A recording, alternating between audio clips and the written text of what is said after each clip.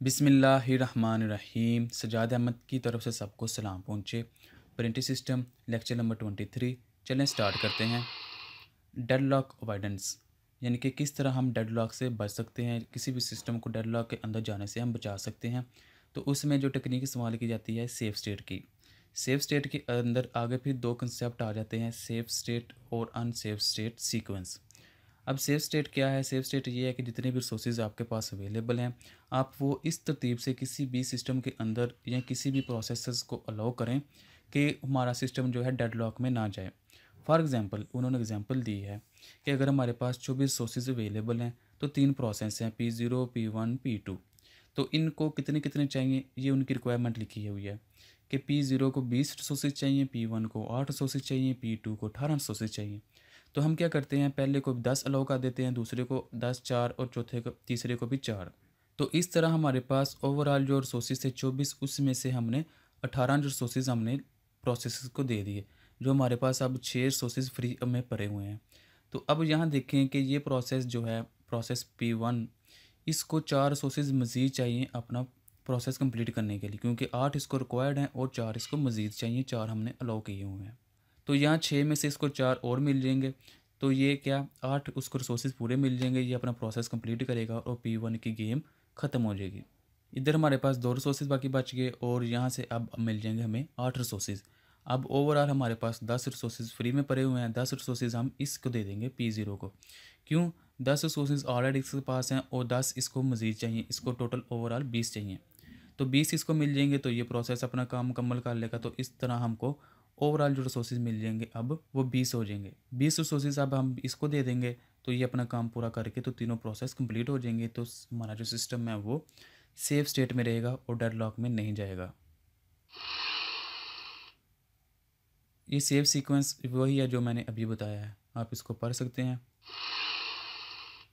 Unsafe sequence क्या है कि वही रिसोर्सेज हैं, वही प्रोसेस हैं, लेकिन हम उनको इस तरतीब से लॉक करें प्रोसेस को, रिसोर्सेज जितने भी हैं, कि वो अनसेफ सीक्वेंस में चला जाए। अनसेफ सीक्वेंस का मतलब है कि डेडलॉक। तो इसकी एग्जांपल ये उन्होंने बताई है कि अगर P2 दो मज़ीद रिसोर्सेज मांगता है तो ये जो P2 है जिसको पहले 18 चाहिए थे, ये मज़ीद चाहता है। अगर फ़र्ज़ करें इसको 20 चाहिए तो हम क्या करते हैं, इसको अब 6 दे देते हैं। तो अब हमारे पास जो फ्री बचे हैं वो हैं 4। तो हमने देखा P1 को मज़ीद 4 चाहिए तो वो हमने इसको दे दिए। तो ये प्रोसेस कंप्लीट हो गया P1। अब हमारे पास ओवरऑल कितने मिल गए? 8। अब हमारे पास 8 रिसोर्सेज अवेलेबल हैं फ्री में। तो वो 8 रिसोर्सेज ना हम इसको दे सकते हैं क्योंकि इसको 10 चाहिए, और ना हम इसको दे सकते हैं क्योंकि इसको 14 चाहिए।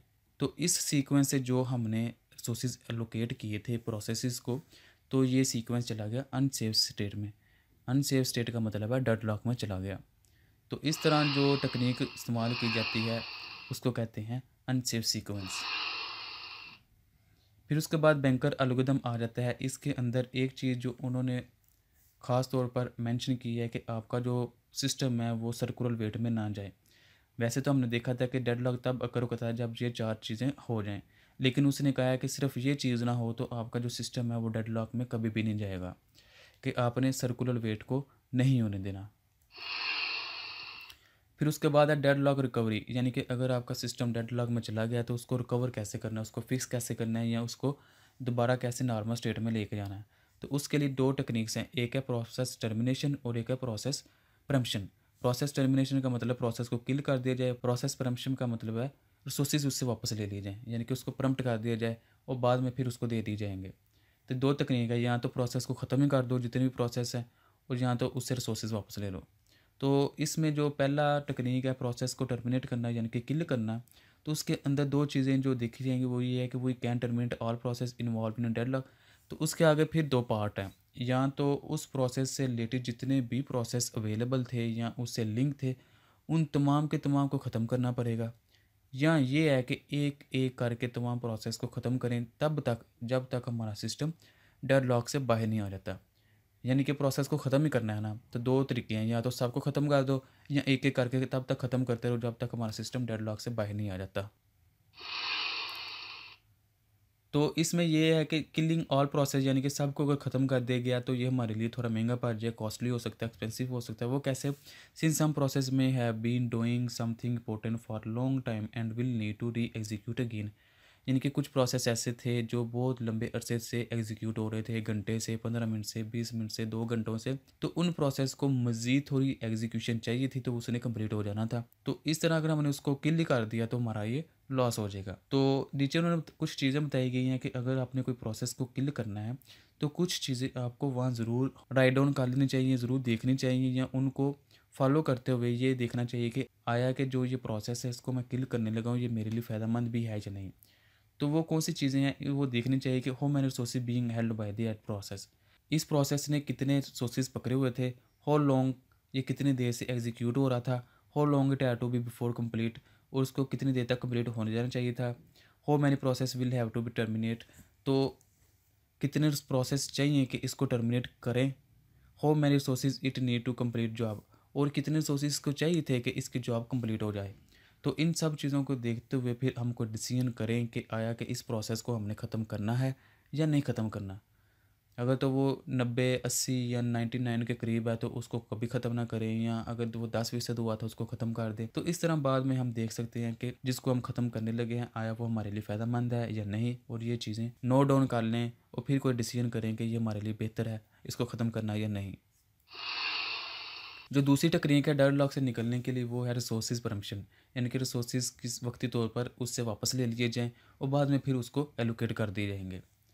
तो वो कह रहा है कि अगर ये काम भी आपने करना है तो इसके लिए भी आपको कुछ चीज़ें देखनी पड़ेंगी। सिलेक्शन ऑफ विक्टिम के आप जिस प्रोसेस से रिसोर्सेज वापस लेने लगे हैं उसको सिलेक्ट करते हुए बड़े ध्यान से ये काम करें, क्योंकि जिसको भी आपने विक्टिम बनाना है हो सकता है उस वो कंज्यूम होने ही वाला हो, या हो सकता है वो बहुत ज़्यादा इम्पोर्टेंट हो। तो ये चीज़ आपने देखनी है। उसके बाद रोल बैक ये है कि जिस प्रोसेस को आपने विक्टिम बनाना है उसको दोबारा रोल बैक भी करना है, क्योंकि ये प्रम्पशन है, किलिंग नहीं है। तो उसको आपने दोबारा रीस्टार्ट भी करना है, रीस्टार्ट लेटर। तो स्टारवेशन में ये है कि आपने स्टारवेशन ऐसी कंडीशन में रखना है कि वो ज़्यादा लॉन्ग अरसे में स्टारवेशन ना रहे, यानी कि इतनी देर में स्टारवेशन ना रहे कि वो किल ही हो जाए। थोड़ी सी देर में लिमिटेड टाइम के लिए उसको स्टारवेशन के अंदर रखें और लिमिटेड नंबर ऑफ टाइम। तो उसके बाद दोबारा उस प्रोसेस को रिसोर्सेज एलोकेट कर दे ताकि वो उसकी सांस चलती रहे और वो अपना थोड़ा बहुत एग्जीक्यूट करता रहे, यानी कि स्टारवेशन की सूरत में में वो ना जाए। Thank you for watching. Allah हाफिज़। अगर कोई क्वेश्चन है कंप्यूटर साइंस के मतलब वो पूछे, चैनल को सब्सक्राइब करें और इस वीडियो को अपनी क्लास वालों के साथ शेयर करें।